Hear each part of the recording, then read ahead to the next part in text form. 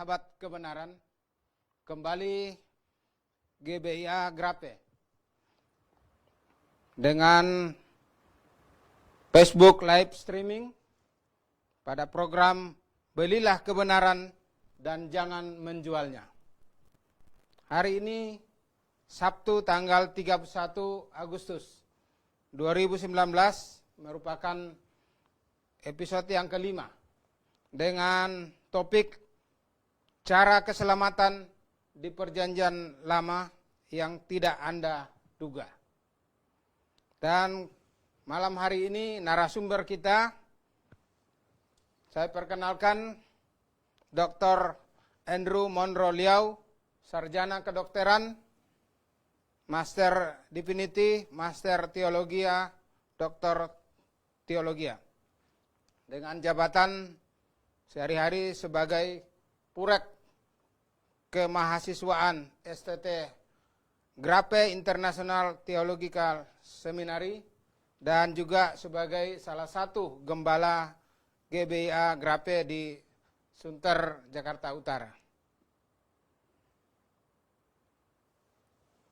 Sebelum kami lanjutkan, kami sampaikan mohon maaf kepada sahabat kebenaran karena malam hari ini agak mundur sedikit karena masalah teknis sehingga baru saat ini bisa kembali kita bertemu di live streaming GBIA Grape pada malam hari ini. Dan topik yang sudah saya sampaikan tadi akan segera disampaikan oleh narasumber kita. Dan untuk mengefektifkan waktu yang tersedia, saya persilakan dimulai. Ya, terima kasih Pak Soeharto. Ya. Jadi di acara Belilah Kebenaran dan Menjualnya ini, kita membahas berbagai topik-topik di dalam kekristenan. Kita membahas macam-macam isu yang mungkin muncul di dunia kekristenan. Ya. Dan kita membahas doktrin-doktrin, pengajaran-pengajaran di dalam Alkitab yang mungkin bagi banyak orang masih belum begitu jelas. Oleh sebab itu kita memberikan kesempatan kepada sahabat kebenaran atau siapapun yang sedang menonton acara Facebook Live ini untuk bertanya, kalau ada yang belum jelas, ada yang bertentangan dengan apa yang selama ini dia yakini atau dia ketahui, ya silakan Anda tuliskan pertanyaan Anda di kolom komentar. Nah, hari ini judul kita mungkin agak menggigit ya. Cara keselamatan yang mungkin tidak Anda duga di Perjanjian Lama. Kenapa kita memilih topik ini? Karena rupanya di dalam dunia kekristenan ada banyak sekali orang yang masih memiliki pandangan bahwa Perjanjian Lama dengan Perjanjian Baru ada suatu perbedaan mendasar. Ya, buktinya katanya, oh Tuhan di Perjanjian Lama, ini Allah Jehovah, itu kejam, ya, mata ganti mata, gigi ganti gigi. Tetapi Allah di Perjanjian Baru, Yesus, ini kasih, ya, penuh dengan kasih karunia, memaafkan. Ya, kalau orang menampar pipi kananmu, berikanlah pipi kirimu. Jadi ada perbedaan nampaknya. Ya. Sehingga terjadi banyak kesalahpahaman. Nah, yang ingin kita angkat pada malam hari ini adalah mengenai jalan keselamatan. Ada orang yang salah kaprah, lalu berpikir bahwa di Perjanjian Lama dengan Perjanjian Baru, cara masuk surganya itu seolah-olah berbeda. Seolah-olah orang di Perjanjian Lama masuk dengan cara-cara tertentu. Tetapi orang di Perjanjian Baru masuk dengan cara yang berbeda. Karena ada perbedaan Perjanjian Lama dan Perjanjian Baru itu. Dan ini yang akan kita, legenda yang akan kita patahkan pada malam hari ini. Sebelumnya saya ingin membacakan satu ayat. Apabila Anda memiliki Alkitab di depan Anda boleh membukanya bersama-sama dengan saya ke Kisah Para Rasul pasal yang keempat. Dan saya akan membacakan ayat yang ke-12. Kisah Para Rasul pasal 4 ayat 12. Dan keselamatan tidak ada di dalam siapapun juga, selain di dalam Dia. Sebab di bawah kolong langit ini tidak ada nama lain yang diberikan kepada manusia yang olehnya kita dapat diselamatkan. Dia yang dimaksud di Kisah Para Rasul pasal 4 ayat 12 ini adalah Yesus. Jadi menurut Kisah Para Rasul pasal 4 ayat 12, hanya ada satu nama yang olehnya kita dapat diselamatkan, dan itu adalah nama Yesus. Nah, kita yang di Perjanjian Baru bisa mengerti ini, karena sepanjang umur kita sudah mengenal nama Yesus.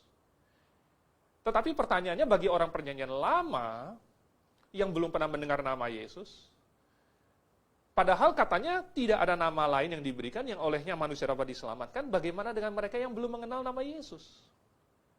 Bagaimana cara mereka diselamatkan? Nah, ada beberapa cara yang sering disalahpahami orang. Ini cara-cara yang salah. Saya akan menyebutkan 3 saja, tetapi barangkali ada banyak cara yang lain yang masuk ke kategori-kategori yang sama. Yang pertama, orang salah kaprah dengan berpikir bahwa orang harus melakukan hukum Taurat. Mungkin ada sebagian orang Israel yang sampai zaman Tuhan Yesus masih salah kaprah. Masih berpikir bahwa harus melakukan hukum Taurat. Oleh sebab itu mereka begitu mengagung-agungkan hukum Musa. Mereka mengangkatnya, dan mereka menganggap diri mereka orang Yahudi sebagai bangsa yang terpilih, yang diberikan hukum dari surga ini, yang superior dibandingkan semua hukum manapun di muka bumi ini, dan mereka menganggapnya inilah jalan kita ke surga. Mereka berpikir kalau kita, orang Yahudi bisa melakukan semua hukum yang diturunkan, hukum Taurat itu, ada 10 hukum Taurat, kemudian ada beberapa perintah-perintah lain, ada aturan ini, aturan itu. Kalau bisa dilakukan dengan sempurna, maka itulah jalan kita ke surga. Tetapi, nanti kita akan lihat bahwa ternyata kenyataannya jauh dari kenyataan. Ya, itu bukan demikian. Lalu kemudian ada kesalahan yang lain. Ada orang berpikir bahwa mungkin jalan ke surga itu adalah dengan melakukan seperti yang dilakukan oleh Abraham, dilakukan oleh Musa, yaitu mempersembahkan korban di atas mezbah. Dan ini masih banyak dilakukan hingga hari ini. Banyak orang yang masih melakukan persembahan kurban ini. Apakah itu jalan ke surga? Apakah dengan mempersembahkan korban Abraham diselamatkan? Apakah dengan mempersembahkan korban Musa menyelamatkan bangsa Israel? Kita akan melihat juga bahwa rupanya ini juga jauh dari kenyataan, jauh dari apa yang dikatakan oleh Alkitab. Ya. Lalu kemudian ada kesalahan yang lain lagi. Orang berpikir bahwa harus menjadi orang Yahudi. Oleh sebab itu, ada mungkin suatu rasa kebanggaan, bahkan mungkin ada yang mengatakan kesombongan bagi bangsa Yahudi, kalau mau diselamatkan harus menjadi orang Yahudi. Harus disunat terlebih dahulu. Harus menjadi bagian dari kita. Lalu kemudian melakukan hukum Taurat yang diturunkan kepada bangsa Yahudi. Ini tidak demikian. Bukan itu yang dikatakan oleh Alkitab. Nah, supaya kita bisa meluruskan ini, saya mengajak Anda, sahabat kebenaran dan pemirsa, untuk mempelajari di dalam Alkitab. Apa cara keselamatan yang benar? Nah, sebelum kita melihat cara keselamatan di Perjanjian Lama, mari kita melihat dulu cara keselamatan di Perjanjian Baru. Ya. Nah, di Perjanjian Baru, pertama-tama saya akan mulai dari awal. Bahwa keselamatan ini begitu penting karena ada masalah. Manusia punya masalah. Kalau menurut Pak Soeharto, apa masalahnya sehingga manusia tidak bisa masuk surga? Karena dosa-dosanya manusia itu. Karena dosa manusia, betul sekali. Jadi, dosa menghalangi manusia masuk surga. Karena surga itu tempat Allah yang maha kudus. Maha suci. Dan tidak bisa ada dosa yang masuk ke situ, karena kalau masuk jadinya kurang suci lagi. Walaupun dosa kecil ya. Ya, satu pun, kecil pun. Ya. Tidak bisa. Oleh sebab itu, masalah besar ini menjadi batu sandungan, menjadi suatu tembok sehingga manusia tidak bisa masuk surga. Nah, di dalam Roma pasal 3 ayat 23. Alkitab mengatakan, ya, sebab semua orang telah jatuh, telah berbuat dosa, dan telah kehilangan kemuliaan Allah. Allah. Tidak ada satu manusia pun yang terkecuali. Semua dari kita, termasuk saya, termasuk sahabat kebenaran sekalian, kita semua adalah orang-orang yang pernah melakukan dosa. Dan kita telah kehilangan kemuliaan Allah. Lalu, ada manusia yang berusaha untuk menyelesaikan dosa ini. Tetapi dengan cara yang tidak sesuai dengan cara Tuhan. Yaitu ada yang mengandalkan amal. Ada yang mengandalkan beribadah. Macam-macam ibadahnya, mulai dari Kerajinan beribadah. Betul. Dan jenisnya. Ya. Ya. Ada yang mengandalkan doa. Sampai berdoa ya 1000 kali, entah bagaimana dia menghitungnya itu, pakai dihitung ya, 1000 kali dalam semalam. Ada yang harus waktu-waktu yang persis, mungkin 3 kali sehari, mungkin 5 kali sehari.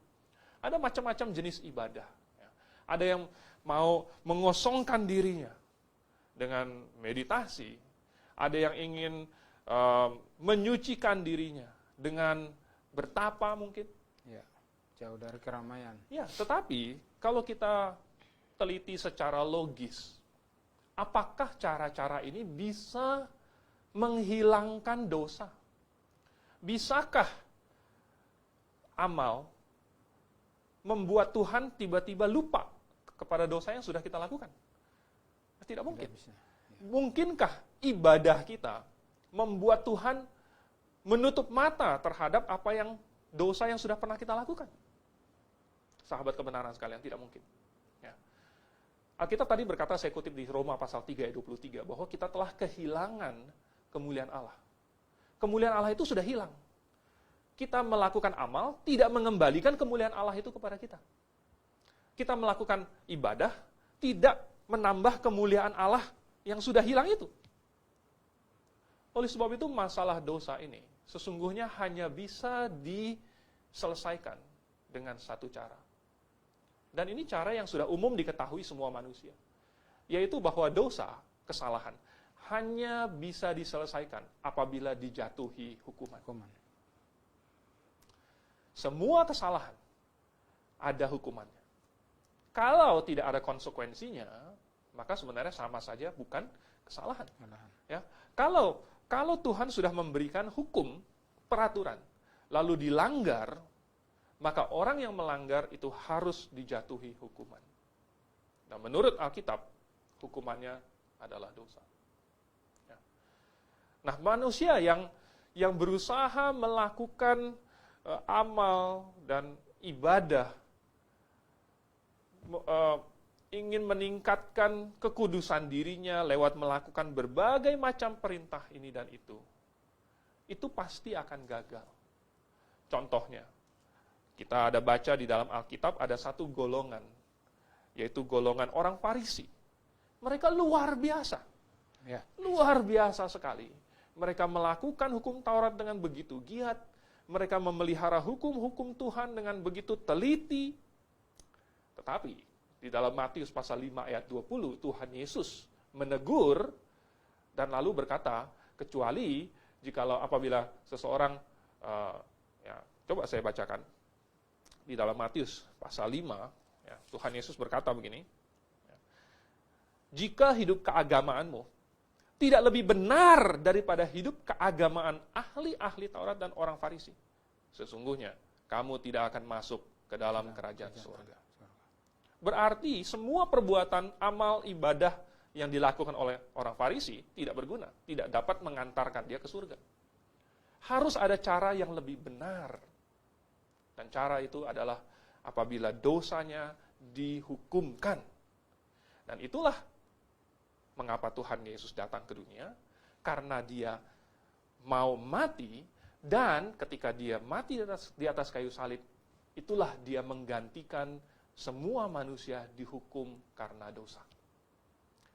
Dan ketika Yesus mati di atas kayu salib, Yesus mengambil posisi manusia berdosa, dan dia dihukum dalam posisi sebagai manusia berdosa. Sedangkan manusia kemudian manusia yang percaya kepada Tuhan Yesus, maka dia akan memberikan posisinya kepada Tuhan Yesus, dan posisi Tuhan Yesus yang kudus diberikan kepada dia. Dan hanya itu saja yang dituntut oleh Tuhan Yesus. Apa yang dituntut oleh Tuhan Yesus supaya seseorang diselamatkan? Yaitu dia harus bertobat dari dosanya dan kemudian beriman kepada Tuhan Yesus. Mengapa seseorang harus bertobat dari dosanya? Karena Tuhan tidak mungkin membiarkan orang yang hatinya jahat, orang yang masih ingin melakukan dosa, kemudian dibiarkan masuk surga. Tidak mungkin. Tuhan ingin supaya manusia yang mau masuk surga sungguh-sungguh menyesali dosanya, benar-benar dari dalam hatinya. Dan Tuhan bisa melihat sampai ke dalam hati kita. Apakah seseorang benar-benar bertobat? Apakah seseorang benar-benar menyesal? Dan apabila seseorang sungguh-sungguh menyesal atas dosanya, maka Tuhan begitu maha pengampun, begitu sabarnya, dan begitu penuh kasih karunia sehingga ia rela mengampuni kita. Nah, sahabat kebenaran sekalian, apa yang dikatakan oleh Alkitab, hanya bertobat dan beriman saja. Ini merupakan satu-satunya syarat yang diminta supaya manusia bisa menerima kasih karunia pengampunan ini. Ya. Itu yang kita baca di dalam Perjanjian Baru.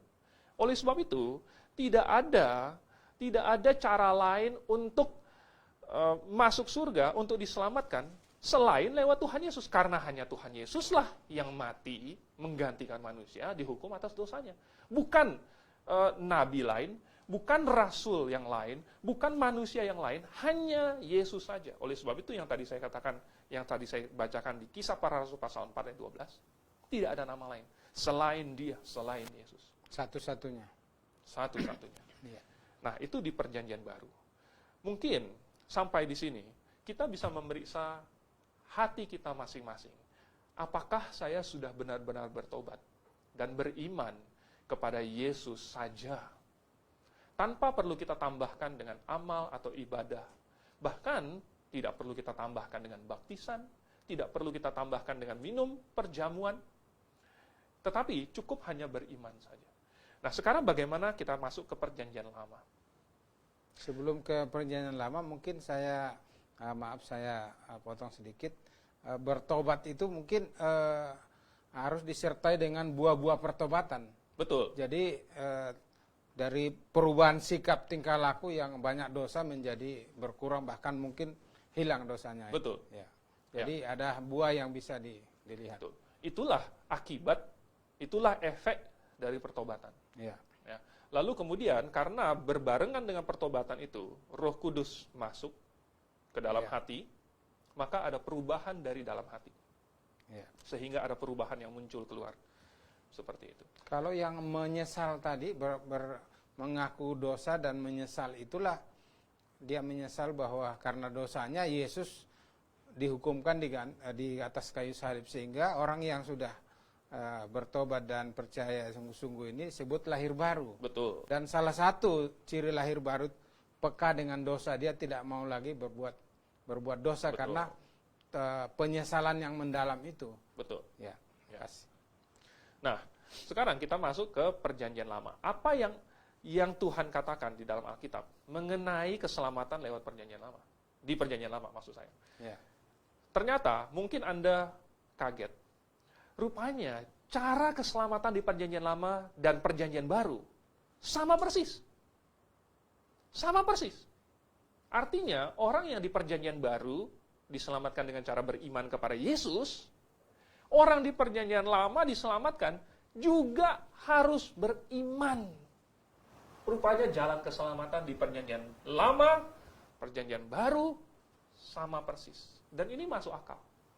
Tentu Anda tidak mungkin percaya kalau Allah yang maha benar, maha adil, tiba-tiba di tengah jalan mengubah pikirannya, lalu berkata, saya mau ganti cara keselamatan. Sesudah sekian lama Perjanjian Lama, ya, lalu kemudian masuk Perjanjian Baru, Tuhan berubah pikiran, oke, nggak jadi lagi, saya mau ubah cara keselamatan, sekarang percaya kepada Yesus baru masuk surga. Tidak mungkin. Kalau Allah yang benar sejak awal memberikan jalan keselamatan, maka itulah jalan keselamatan yang benar, tidak perlu diubah-ubah. Ya. Dan artinya, kalau di perjanjian baru, caranya adalah dengan beriman, maka di perjanjian lama juga sama, harus beriman. Lalu kenapa kelihatannya berbeda? Sebenarnya begini, karena iman yang terjadi, yang diimani di perjanjian lama, itu adalah mengimani kepada seorang juru selamat yang akan datang. Belum datang, tetapi akan datang. Ya. Jadi, semua hukum Taurat yang diberikan, semua ibadah yang ditulis di dalam perjanjian lama, itu sebenarnya hanyalah suatu lambang. Ya. Coba saya akan bukakan di dalam Kolose pasal yang kedua. Kita akan baca ayat yang ke-17. Kolose pasal 2 ayat 17. Semuanya ini hanyalah bayangan dari apa yang harus datang, sedang wujudnya ialah Kristus. Ini sedang berbicara mengenai peraturan-peraturan di hukum Taurat. Nah, peraturan-peraturan di hukum Taurat ini ada banyak sekali. Ada bervariasi mulai dari mempersembahkan korban tadi, kemudian ada peraturan-peraturan ini itu. Semua peraturan-peraturan yang bersifat simbolis menunjuk kepada Tuhan Yesus. Dan ketika itu dilakukan oleh manusia, itu didesain supaya manusia mengingat janji Tuhan akan mengirim juru selamat. Misalnya mezbah, kemudian di atasnya ditaruh domba, kemudian domba itu disembelih sambil mengaku dosa. Itulah sang juru selamat yang akan dikirimkan itu. Dan itulah yang Tuhan kirimkan ketika Yesus datang ke dunia ini. Sehingga Yohanes Pembaptis menunjuk kepada Tuhan Yesus dan berkata, lihatlah anak domba Allah yang menghapus dosa dunia. Semuanya yang bersifat simbolis di perjanjian lama menunjuk kepada juru selamat, yaitu Yesus. Oleh sebab itu, barang siapa yang ingin diselamatkan di perjanjian lama, tetap dia harus beriman. Tetapi dia beriman kepada sang juru selamat yang akan datang. Dia melakukan persembahan korban, untuk apa? Itu adalah sebagai tanda bahwa dia percaya ini melambangkan juru selamat yang akan datang. Dia melakukan berbagai perintah dan ritual-ritual karena dia percaya itu melambangkan juru selamat yang akan datang. Bagaimana dengan orang yang melakukannya tetapi tidak memiliki pengertian yang benar, tidak memiliki iman? Ya. Tentu itu juga tidak mungkin diselamatkan. Karena hanya ada satu cara, satu nama yang olehnya manusia dapat diselamatkan, dan itu adalah Yesus Kristus. Jadi, yang mungkin Anda tidak duga bahwa cara keselamatan di perjanjian lama dan baru sama. Ternyata sama persis. Ya. Jadi bedanya kalau di perjanjian lama mengimani Yesus atau juru selamat yang akan datang. Kemudian di perjanjian baru mengimani Yesus atau juru selamat yang sudah datang. Betul sekali. Mungkin bisa ditimbul pertanyaan. Mungkin itulah sebabnya ketika Yesus mati di kayu salib, dia turun ke dalam dunia orang mati, mendeklarkan kemenangannya. Sehingga orang-orang yang mati sebelumnya itu sudah tahu bahwa juru selamat sudah melakukan misinya, penyelamatannya, sehingga waktu itu kubur-kubur terbelah dan orang-orang kudus itu bangkit. Sangat mungkin itu adalah bagian dari apa yang dideklarasikan oleh Tuhan. Ya. Karena orang-orang yang mati di perjanjian lama mati dengan harapan. Ya kan? Karena harapan mereka belum datang waktu mereka mati. Ya. Tetapi ketika Tuhan Yesus mati dan menggantikan mereka, itulah harapan mereka terpenuhi. Ya. Ya, terima kasih. Karena ini ada juga yang beranggapan bahwa Tuhan Yesus waktu mati masuk ke dunia orang mati untuk menginjili. Nah, ini termasuk saya dulu mengimani seperti itu. Tapi puji Tuhan, di sini saya dapatkan pengertian yang alkitabiah. Terima kasih. Betul. Ya, jadi sebenarnya di ayat itu bukan memberitakan Injil. Ya. Kata yang dipakai itu adalah keruso, itu cukup hanya memberitakan saja, bukan mengevangelize, bukan evangelizo. Ya. Mungkin kalau ada yang sudah bertanya, sahabat kebenaran boleh bertanya, tetapi ya terserah kepada host, silakan. Sahabat kebenaran kita sudah dengarkan penjelasan bagaimana keselamatan di Perjanjian Lama dengan Perjanjian Baru. Dan inilah kesempatan kita untuk bertanya lewat kolom komentar di Facebook masing-masing, dan saya akan bacakan nanti apabila sudah muncul. Dan sambil menunggu, saya juga akan bertanya sama Dr. Andrew tentang keselamatan orang-orang yang di Perjanjian Lama ini memang sangat bervariasi orang memahaminya. Bahkan dulu ada yang bilang hati nurani. Karena belum ada Yesus, jadi orang dihakimi dengan hati nuraninya. Karena katanya di hati nurani itu ada roh ada peraturan Tuhan. Ya, jadi ada hukum Taurat. nanti hati nuraninya yang menghakimi dia. Ya. Jadi ini ada kesalahpahaman. Ya. Sehingga orang berpikir bahwa manusia yang menuruti hati nuraninya itu bisa masuk surga. Tetapi sekali lagi, menuruti hati nurani kita tidak mengembalikan kemuliaan Allah yang sudah hilang. Ya. Kemuliaan Allah itu sudah hilang. Dan kita tidak bisa mendapatkan kemuliaan Allah lagi hanya dengan melakukan hati nurani kita, hanya dengan sesuai dengan hati nurani. Ya. Jadi mau seberapa baik pun orang menurut hati nuraninya sendiri, itu tidak membuat dia menjadi suci. Begitu. Ya. Mungkin apabila ada pesan-pesan dari GBI Agrave, kita bisa lihat dulu, Pak. Oke. Para sahabat kebenaran, kita pending sebentar, ada pesan dari GBI Agrave untuk kita perhatikan sebentar, baru kita lanjutkan lagi. Silakan.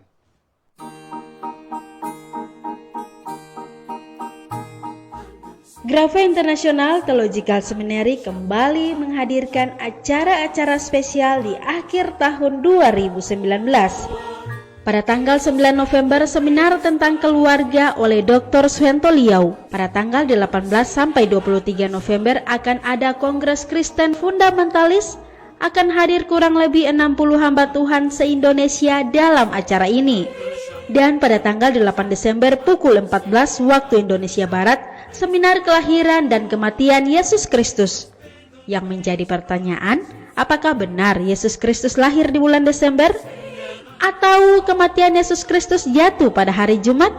Pada tanggal 23 sampai 27 Desember akan ada acara blok kelas 3 doktrin utama, yaitu doktrin keselamatan, doktrin gereja, dan doktrin Alkitab.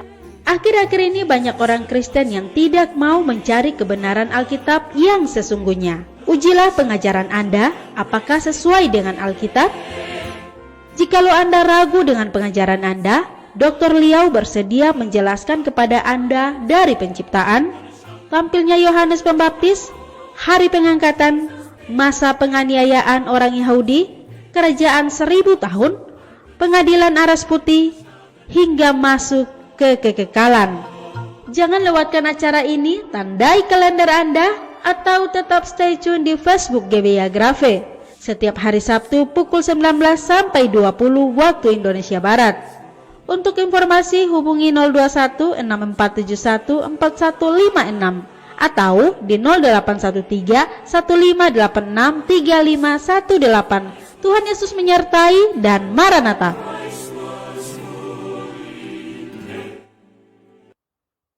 Sahabat kebenaran, kita lanjutkan kembali perbincangan kita tentang bagaimana orang diselamatkan di Perjanjian Lama.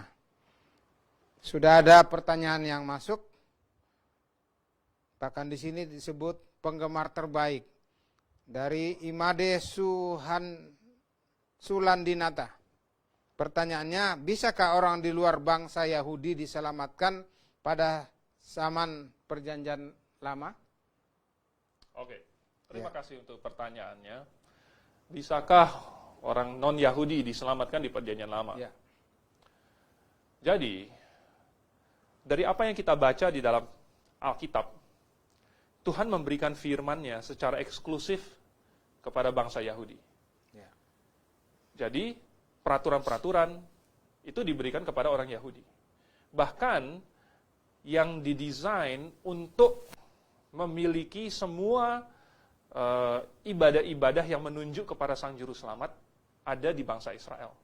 Kemudian juga pengajar-pengajar, guru-guru yang akan mengajar orang mengenai makna ritualnya, makna ibadahnya, tentang janji Sang Mesias, itu semua ada di dalam bangsa Israel.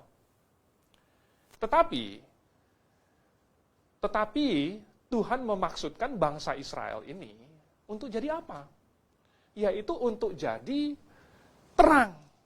Ya. Tuhan memaksudkan supaya Israel justru memberitahukan semua bangsa.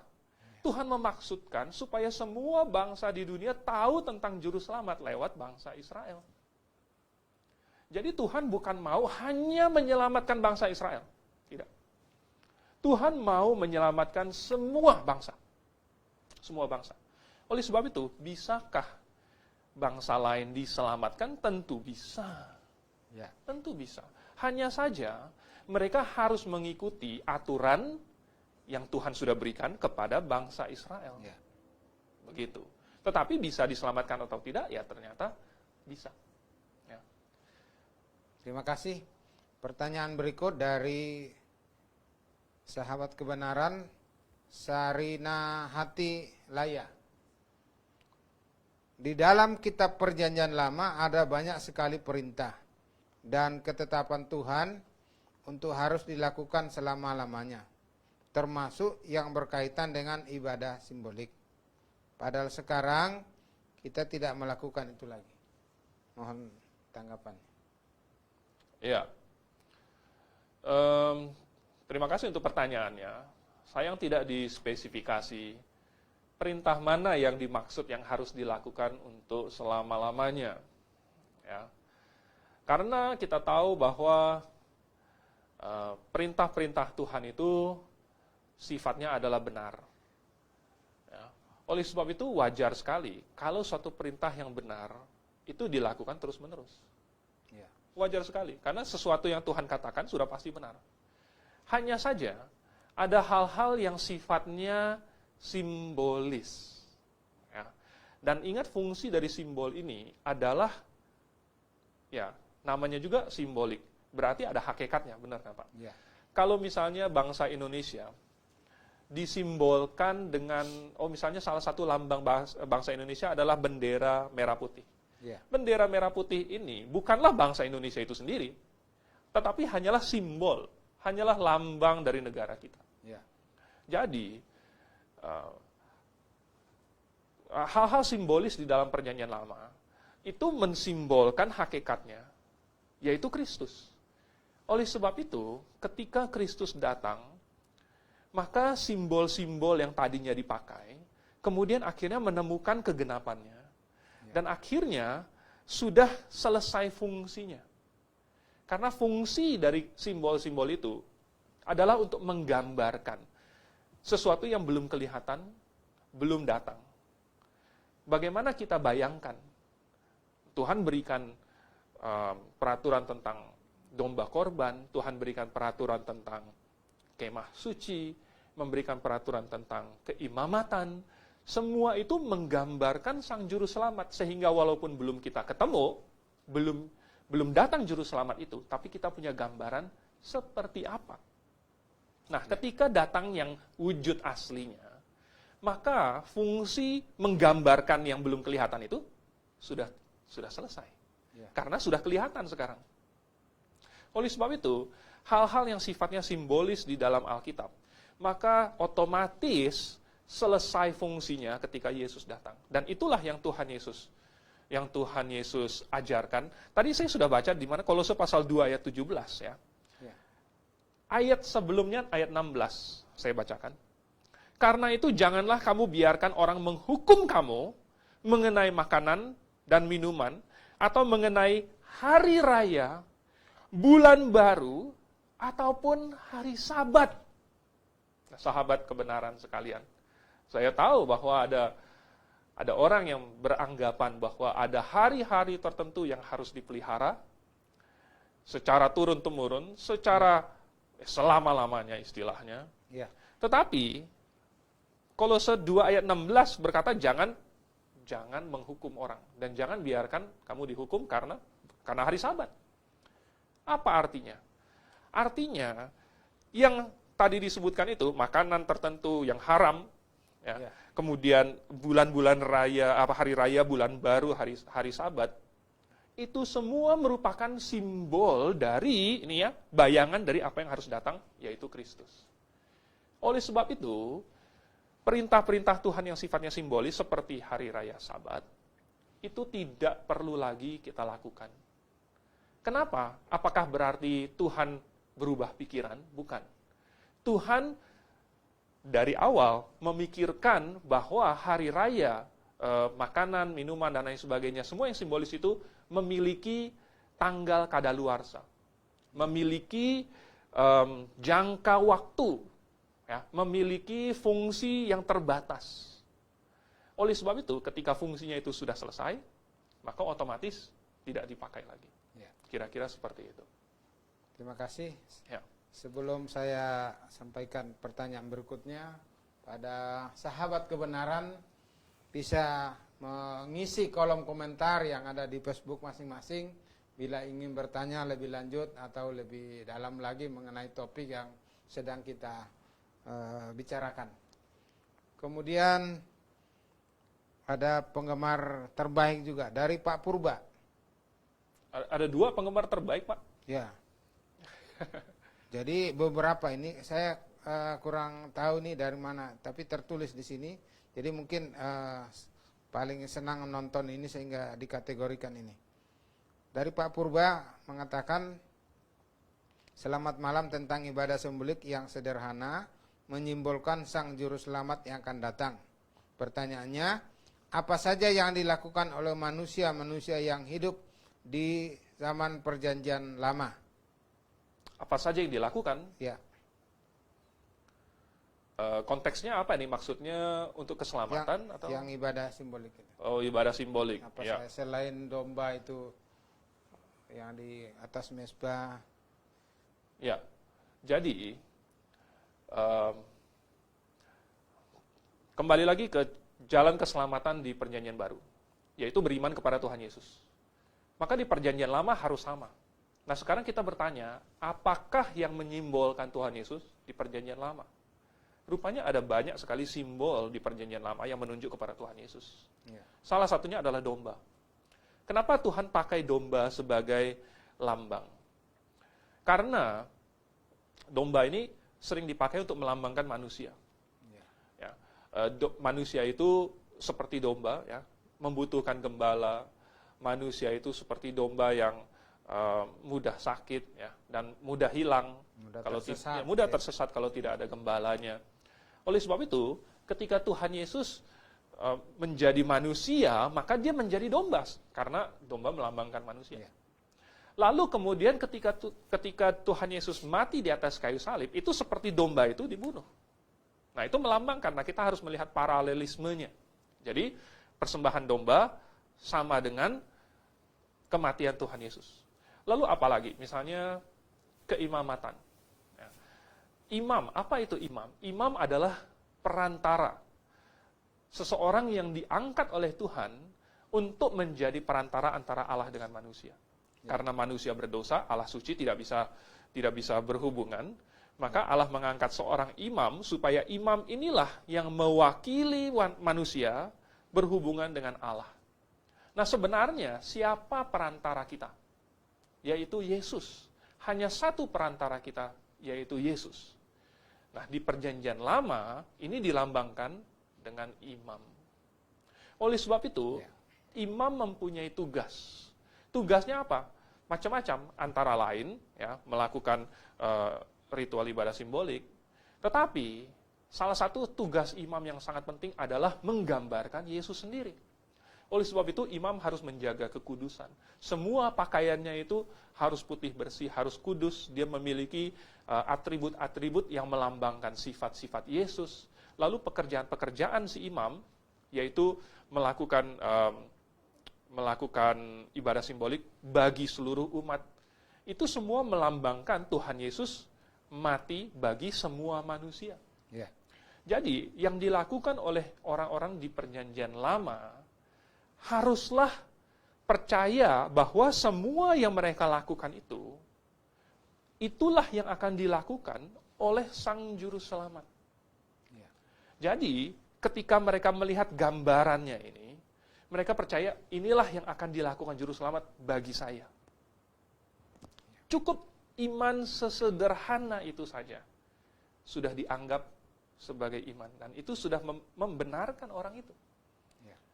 Kira-kira seperti itu. Jadi cukup beriman kepada yang dilambangkan melalui ibadah-ibadah simbolik. Ya. Oke Pak, terima kasih. Saya lanjutkan dulu. Ya. Saya ingat Pak Purba ini seperti yang pernah saya ketemu di Siantar. Selamat malam Pak Purba, kalau Pak Purba ini, tapi saya pikir tidak salah. Jauh-jauh sekarang tugas di Banda Aceh. Selamat malam, selamat bertugas. Tetap di dalam Yesus. Terima kasih Pak Purba. Semangat Pak. Pertanyaan berikutnya dari Sarina Hati Laya.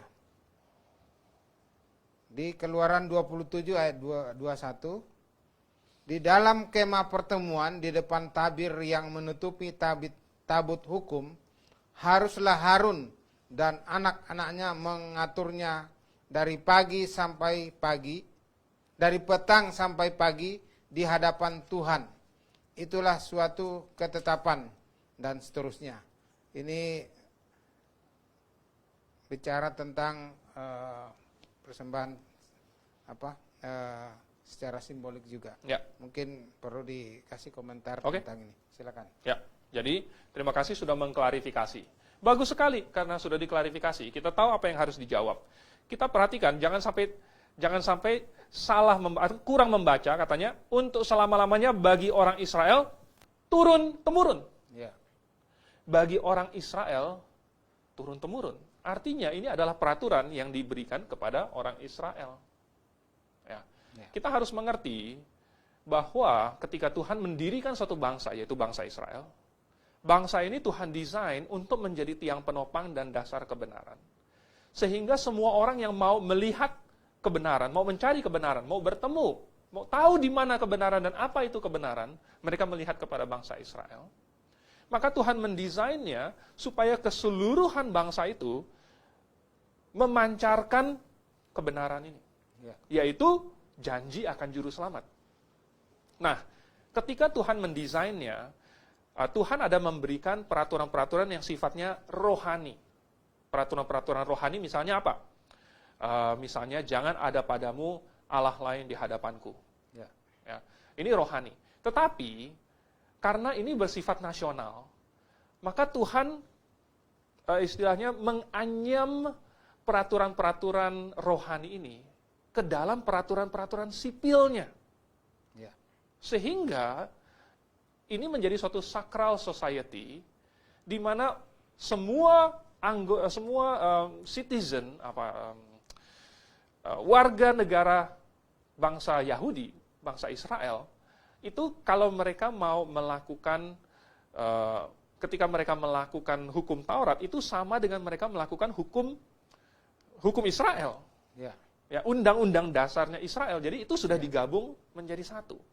Nah, Tuhan mendesainnya supaya ini menjadi kebudayaan mereka. Ini menjadi budaya.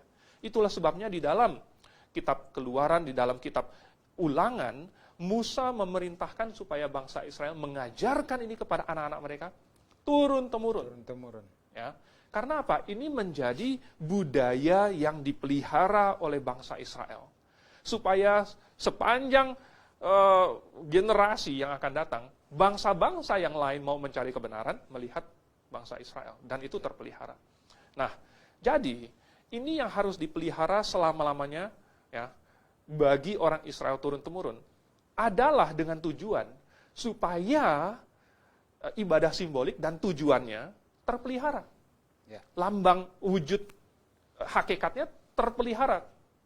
Nah, tentu untuk selama-lamanya ini ya turun-temurun adalah selama bangsa Israel masih ada. Ya kan? Ya. Mungkin atau tidak bangsa Israel sudah tidak ada lagi, lalu kemudian masih harus melakukan ini. Coba kita bayangkan apakah di surga nanti keturunan Harun masih harus melakukannya. Masih harus nyalain lampu, mengatur apa segala macam dari pagi sampai petang. Apakah di surga masih harus melakukannya untuk selama-lamanya? Bukan itu yang dimaksud. Yang dimaksud adalah supaya bangsa Israel memelihara ibadah simbolik dan pengertian hakikatnya secara turun-temurun sampai seperlunya, yaitu Tuhan mendatangkan hakikatnya. Ya. Terima kasih. Masih ada pertanyaan dari Moms Joy N. Epan. Selamat malam Pak Gembala Andrew Monroe Liau dan Pak Soeharto. Mau tanya, dalam PL tentang Ayub mempersembahkan korban bagi anak-anaknya, bagaimana status keselamatan anak-anaknya? Ya. Jadi, kalau kita baca di dalam Ayub pasal 1, kita ada membaca Ayub bertindak sebagai seorang imam.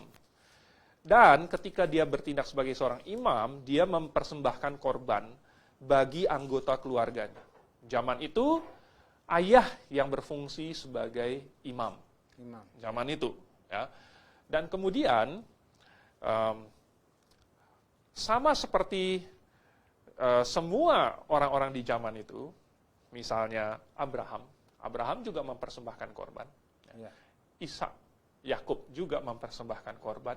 Sebelumnya, Nuh juga mempersembahkan korban. Habel mempersembahkan korban. Banyak orang yang tercatat mempersembahkan korban pada zaman itu. Apakah mereka diselamatkan? Jawabannya apabila mereka percaya kepada yang dilambangkan lewat persembahan itu. Kalau mereka beriman kepada juru selamat yang dilambangkan lewat persembahan itu, tentu mereka diselamatkan. Nah, bagaimana dengan orang-orangnya? Maka sama juga. Misalnya ada orang Israel. Orang Israel datang ke bait suci. Lalu kemudian dia membawa persembahan. Dia minta imam yang lakukan persembahan itu untuk dia. Tetapi kalau hatinya tidak percaya, kalau hatinya bukan mengarah kepada Tuhan, adakah persembahan itu berguna bagi dia? Tidak ada gunanya. Nah, orang yang mempersembahkan persembahan, kalau dia mau menerima manfaatnya, dia harus mengerti untuk apa itu dilakukan dan beriman kepada juru selamat yang dilambangkan lewat persembahan itu. Sama untuk anak-anaknya Ayub. Apabila mereka percaya kepada juru selamat yang dilambangkan, yang dilakukan oleh bapaknya ini, mereka diselamatkan. Kira-kira begitu. Mungkin kalau saya menyimak ini pertanyaannya akan menyempit kepada anak-anaknya yang diwakili oleh bapaknya. Mungkin. Jadi bapaknya yang menyelenggarakan korban itu untuk anak-anaknya. Betul. Jadi sebagai imam. Ya, mewakili anak-anaknya. Tetapi imannya itu pribadi. Ya, anaknya percaya atau tidak. Itu tergantung masing-masing anak-anaknya. Ya.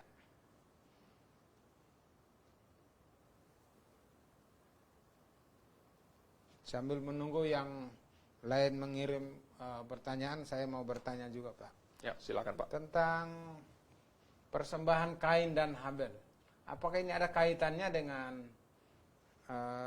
yang kita bahas pada malam hari ini? Karena ini juga Kain itu melaksanakan persembahan dengan seekor domba di atas mezbah, sedangkan Kain tidak. Apakah ini erat kaitannya atau bagaimana, silakan? Ya, jadi kalau Anda baca di dalam Kejadian pasal 4, mulai dari ayat 1, kita baca ada 2 kakak beradik yang mempersembahkan korban. Tetapi rupanya, yang satu tidak disetujui oleh Tuhan, tidak diterima, ditolak oleh Tuhan. Dan apa yang membuat Tuhan menolaknya? Jelas karena persembahan Kain tidak sesuai dengan gambaran juru selamat itu. Nah, karena gambaran juru selamat itu harus domba. tidak bisa diganti dengan babi, tidak bisa diganti dengan sayur-sayuran, harus domba sesuai dengan yang Tuhan inginkan. Nah, ini menunjukkan bahwa barangkali Kain tidak benar-benar mengerti apa makna domba itu, makanya dia tidak mau pakai domba. Kalau seseorang mengerti, ya harus pakai domba karena domba ini melambangkan Sang Juru Selamat, lalu dia masih ngotot mau pakai yang lain, mau pakai sayur, itu artinya dia membangkang terhadap Tuhan. Itu artinya dia sengaja mau berkata, Tuhan, perintahmu itu saya tidak mau ikut. Nah, wajar sekali apabila kemudian Tuhan menolak. Kalau Tuhan memberikan perintah, tidak mungkin tidak disertai dengan pengertian. Karena Tuhan kita adalah Tuhan yang logis, Tuhan yang teratur, dan Tuhan yang menghargai apa yang dilakukan dari hati. Nah, sesuatu yang tidak kita mengerti, tidak mungkin bisa kita lakukan dengan segenap hati kita, dengan segenap akal budi kita. Karena kita tidak mengerti. Oleh sebab itu, ketika Tuhan memberi perintah, dan Habel melakukannya dan Tuhan senang, artinya Habel melakukannya seperti yang Tuhan inginkan, dan Habel memiliki pengertian yang benar. Tetapi karena Kain tidak memiliki pengertian yang sama, dia tidak melakukannya dengan benar. Begitu. Nah, banyak orang hari ini sama. Dia berpikir bahwa datang ke gereja, ya, atau melakukan ibadah lainnya, bahkan dia pikir saya ikut perjamuan, atau bahkan ikut persekutuan, atau memberikan persembahan. Dia pikir, apakah Tuhan akan senang? Sesungguhnya, yang Tuhan senang itu adalah apabila ada iman yang benar di dalam kita, dan apabila kita melakukannya dengan tepat sesuai dengan yang Tuhan inginkan. Banyak orang berpikir bahwa asal ke gereja saja, ya sudah, Tuhan sudah senang.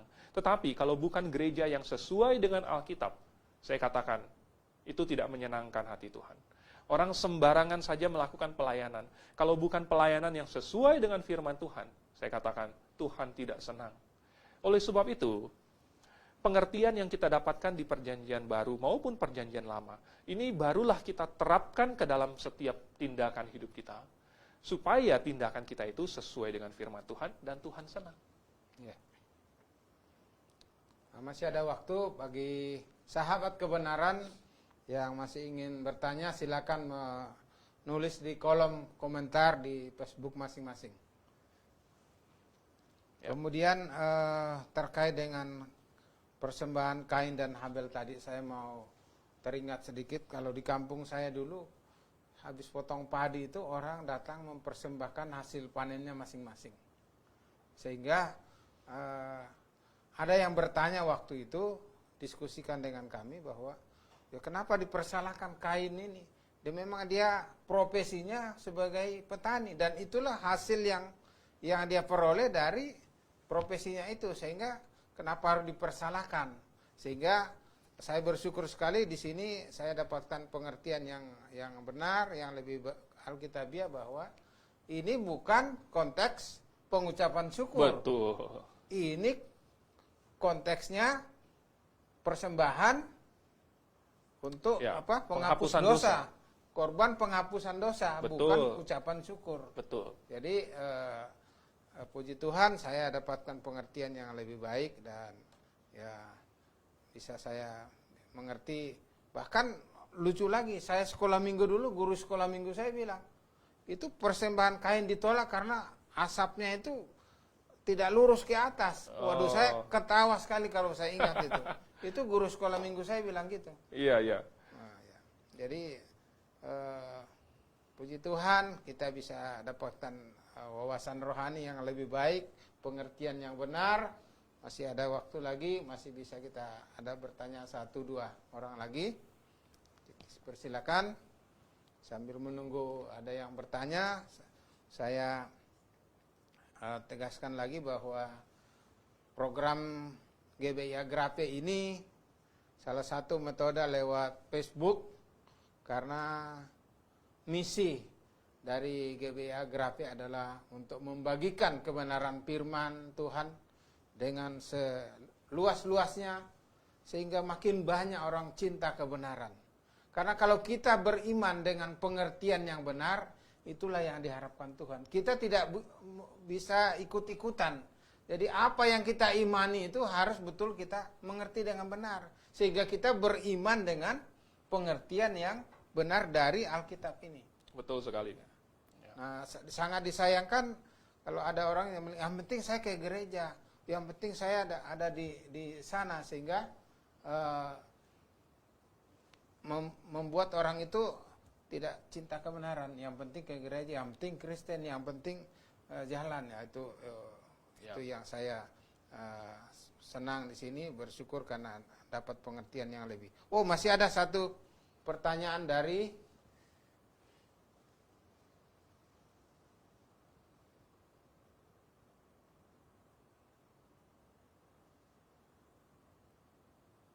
Sola Fide Visi. Wah, ini namanya keren ini. Jika Tuhan tidak menerima korban dari tumbuh-tumbuhan, mengapa Tuhan menerima korban sajian? Di Imamat 2 ayat 1 sampai 16. Ya. Tadi sudah disinggung. Terima kasih untuk pertanyaannya. Tadi sudah disinggung bahwa ada lebih dari satu jenis persembahan. Ya. Tuhan mendesain bahwa persembahan kita itu tidak hanya satu macam saja. Ada persembahan yang kita berikan kepada Tuhan karena kita mengucap syukur. Ada persembahan yang kita berikan karena kita ingin mendukung pekerjaan Tuhan. Ya, seperti ketika Musa meminta supaya bangsa Israel misalnya mengumpulkan emas untuk pekerjaan kemah suci, mengumpulkan kain-kain, mengumpulkan bahan-bahan yang lain. Ya. Itu persembahan bukan apa-apa, itu untuk mendukung, untuk membangun pelayanan. Ya. Jadi ada macam-macam persembahan. Dan ada satu persembahan yang dilakukan oleh Kain dan Habel. Ini persembahan yang khusus, yaitu untuk menghapus dosa. Saya bertanya, apakah ada persembahan yang bisa menghapus dosa? Tidak ada. Tidak ada persembahan yang bisa menghapus dosa. Seandainya ada persembahan yang bisa menghapus dosa, begini, kalau misalnya salah satu keluarga kita, ini jangan sampai, lalu kemudian terkena musibah, misalnya diserang oleh orang atau dirugikan oleh orang. Lalu kemudian kita bawa ke pengadilan. Kemudian penjahatnya berkata, oh, sorry, minta maaf, saya persembahkan suatu hadiah saja. Apakah itu cukup untuk menghilangkan kejahatan yang sudah dia lakukan? Ya. Tidak mungkin. Oleh sebab itu tidak ada persembahan yang bisa menghapus dosa. Lalu kenapa ada korban penghapus dosa? Itu tadi, karena fungsinya hanya untuk menunjuk kepada juru selamat. Menunjuk kepada hakikat yang benar-benar bisa menghapus dosa. Bukan persembahan itu sendiri. Melambangkannya. Betul. Ya, masih ada satu pertanyaan lagi, Pak. Masih dari Pak Purba yang dari Aceh. Tentang mempersembahkan domba yang melambangkan sang juru selamat. Bagaimana dengan persembahan lembu siang dan sore yang dilakukan bangsa Israel? Betul. Ya, terima kasih untuk pertanyaannya.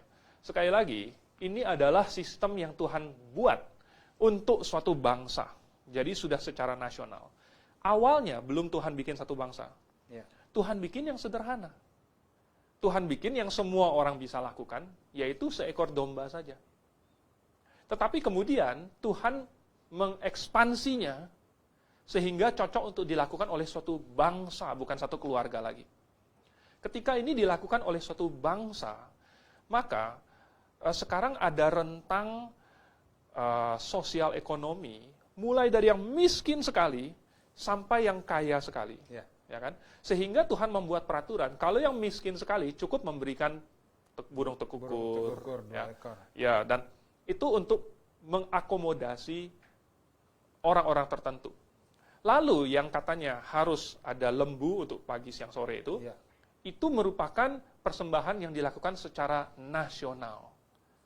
Jadi itu suatu lambang bahwa persembahan tersebut dilakukan mewakili bangsa itu. Bukan satu keluarga, bukan satu individu, tetapi secara bangsa, secara nasional. Jadi waktu itu Tuhan memilih, oke, kalau yang seperti itu pakai lembu. Kira-kira seperti itu. Saya kira cukup karena waktu jualah yang membatasi kita, dan kami sampaikan terima kasih kepada para pemirsa sahabat kebenaran atas perhatian dan kerjasamanya. Pertanyaan yang disampaikan akan menambah wawasan kita untuk lebih lagi mengerti tentang materi yang kita bahas. Dan selanjutnya kami persilakan Pak Endro untuk memberikan statement terakhir dan penutup. Terima kasih. Saya hanya ingin mengingatkan kita semua lagi tentang apa yang dikatakan oleh Alkitab, bahwa hanya ada satu cara ke surga. Yesus berkata di dalam Yohanes pasal 14 ayat 6, "Akulah jalan dan kebenaran dan hidup. Tidak seorang pun datang kepada Bapa kalau tidak melalui aku." Sahabat kebenaran sekalian, tidak ada orang yang bisa diselamatkan kalau tidak melalui Tuhan Yesus. Dan syaratnya di perjanjian baru sama dengan di perjanjian lama, yaitu cukup beriman. Apakah kita semua sudah beriman kepada Yesus? Itu saja. Oke, jadi kira-kira itu yang bisa kita sampaikan pada malam hari ini. Semoga firman Tuhan yang sudah dipaparkan bisa menjadi berkat bagi Anda sekalian dan juga untuk keluarga yang Anda kasihi. Kami mengucapkan selamat malam dan salam Maranatha. Maranatha. Terima kasih, Tuhan memberkati kita semua. Amin.